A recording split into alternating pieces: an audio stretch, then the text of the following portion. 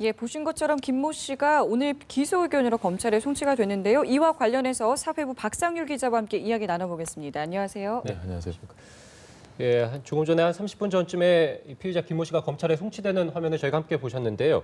자, 뭐 지난번에 현장 검증 때도 그랬고 이번에 검찰 송치 때도 마찬가지입니다만 너무 좀 담담하게 얘기하니까 조금 더 울분이 좀 쌓이지 않나 이런 생각도 좀 드는데요. 네. 자, 먼저 일단은 이번 사건이 검찰에 송치가 되면서 좀 마무리가 되는 것 같습니다. 먼저 간략하게 이번 사건에 대해서 정리를 하고 저희가 다음 대담으로 넘어가겠습니다. 일단 이번에도 참 안타까운 희생자가 생겼습니다. 대학을 졸업하고 이제 막 사회에 첫 발을 내딛기 시작한 23살의 한 여성이 일면식도 없는 30대 남성에게 살해되고 말았는데요. 이 피해 여성은 지난 17일 새벽 서울 서초동에 있는 한 주점에서 친구들과 모여서 술을 마시다가 혼자 공용 화장실에 갔습니다. 남자와 여자가 같이 쓰는 이 공용 화장실에 가서 변을 당하고 말았습니다.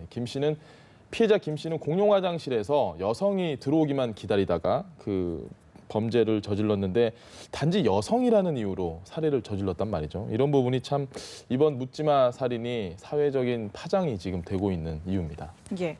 자, 경찰은 피의자가 조현병 환자다, 정신질환을 앓고 있는 사람이다 이렇게 발표를 했고요.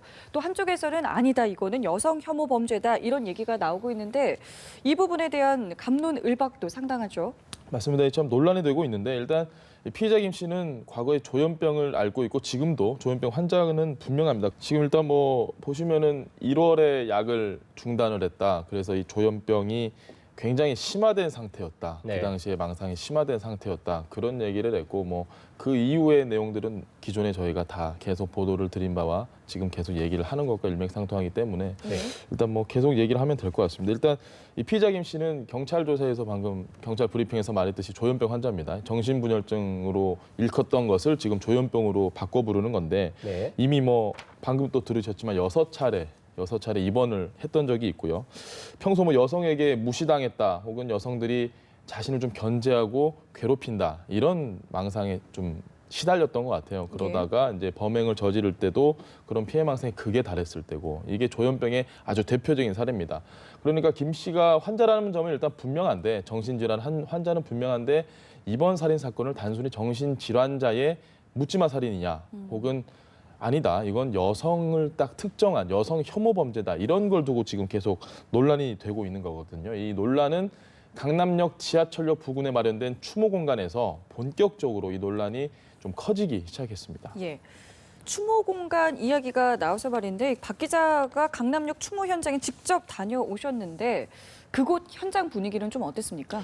네, 제가 한 며칠 정도 계속 그 현장을 좀 봤는데 일단 방금 제가 말씀드렸다시피 논란이 좀 커졌다. 거기서 좀 본격적으로 커졌다는 말씀을 드렸잖아요. 일단 이런 그 말씀을 좀 드리고 싶습니다. 이 공간 자체가 굉장히 상징적인 의미를 갖습니다. SNS에서 누군가 추모 공간에 대한 아이디어를 냈고 쪽지를 남기고 꽃을 남기고 그것도 안타까운 마음을 좀 애도를 하는 마음을 표현을 해보자 이렇게 마련을 했는데 수많은 사람들이 생각보다 많이 자발적으로 나와서 앞에서 기도도 하고 눈물도 흘리고 쪽지도 남기고 이런 모습들이 참 슬프면서도 굉장히 아름다운 상황 그런 모습이 연출이 됐어요. 사실 우리나라에서는 이렇게 자발적으로 추모 공간을 마련을 해서 상징적인 애도를 하는 이런 경우가 거의 없었거든요. 예. 굉장히 이례적입니다. 서구에서는 많았는데 그럼 과연 이번에 왜 이랬을까?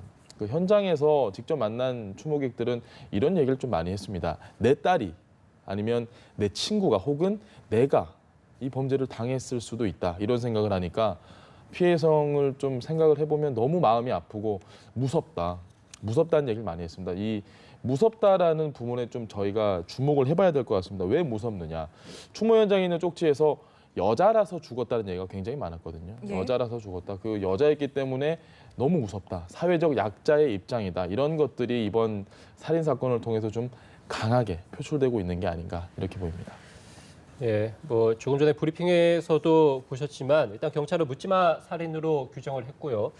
하지만 일반 시민분들, 특히 여성분들은 이번 범죄가 여성 혐오 범죄다 이렇게 좀 생각을 하고 있는데 이게 참 어려운 문제입니다. 이거 좀 어떻게 봐야 됩니까? 참 이게 단정적으로 말씀드리기가 굉장히 조심스럽고 어려운 문제가 맞는데 예. 현장 검증에서 이제 처음 김 씨가 육성으로 이제 좀 얘기를 했던 게 있는데 그때 담담하다, 뭐 좀 미안한 마음도 든다 이런 얘기를 했거든요. 일단 직접 잠시 한번 들어보시죠. 그냥 뭐 담당 없는 마음이 좀 미안하고 송구스러운 마음은 가지고 있습니다. 참 차분했습니다. 예. 저 말을 할 때 옆에서 이제 제가 직접 눈을 마주치면서 얘기를 했는데 굉장히 차분했고 좀 미안하다 이런 얘기를 했어요. 이게 상식적인 얘기가 아닙니다. 지금 저 상황에서 보통 현장 검증에 나오는 피의자들은 일단 저렇게 말을 차분하게 하지도 않을 뿐더러 정상적이라면 그러니까 김 씨가 환자인 거는 분명히 확실해 보이고요.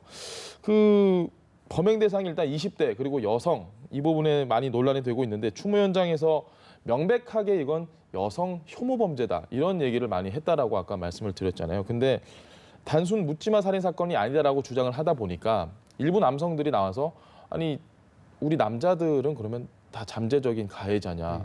남성들을 혐오하는 그런 분위기로 몰지 말라 이런 얘기를 하면서 서로 만나면서 싸움이 되고 고성이 오가고 정말 살벌한 얘기가 많이 오고 가고 했는데 몇 시간씩 좀 대치를 하면서 이게 반복되다 보니까 현장을 찾은 애도의 마음을 표하기 위해서 현장을 찾은 시민들이 좀 안타까운 마음을 많이 표했어요. 여기는 추모 공간이지 다툼의 장이 아니다. 왜 이렇게 네. 변질이 되고 있는지 모르겠다. 예. 이런 얘기를 하는 시민들이 좀 많았습니다.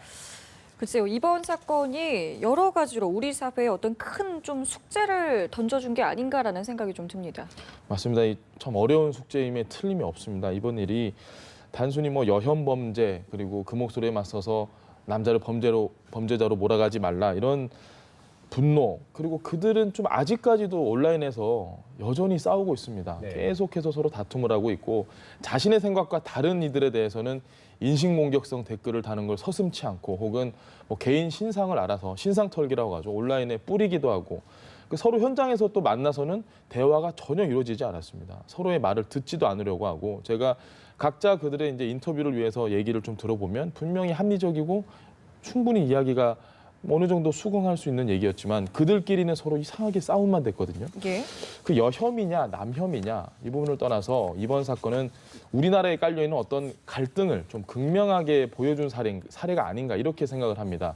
여성이기 때문에 겪어야 했던 어떤 답답하고 혹은 억울할 수밖에 없었던 이런 일들 우리 사회 전반의 그 분위기 개선도 좀 필요해 보이지만 자신이 옳다면서 남의 얘기를 전혀 듣지 않는다거나 물론 뭐 갈등 자체는 굉장히 나쁘지 않죠. 갈등이 생기면서 이번에 정부에서 여러 가지 대책을 내놓고 있고 네. 사회에서도 관심을 많이 가지고 있고 하지만 이런 식으로 좀 전혀 귀를 닫고 남의 얘기를 듣지 않는 태도는 건강한 갈등이 아니라 오히려 분열을 더 조장하는 그런 갈등이지 않나 그렇게 생각합니다. 네, 알겠습니다. 지금까지 사회부 박상률 기자와 함께했습니다. 고맙습니다. 네, 감사합니다.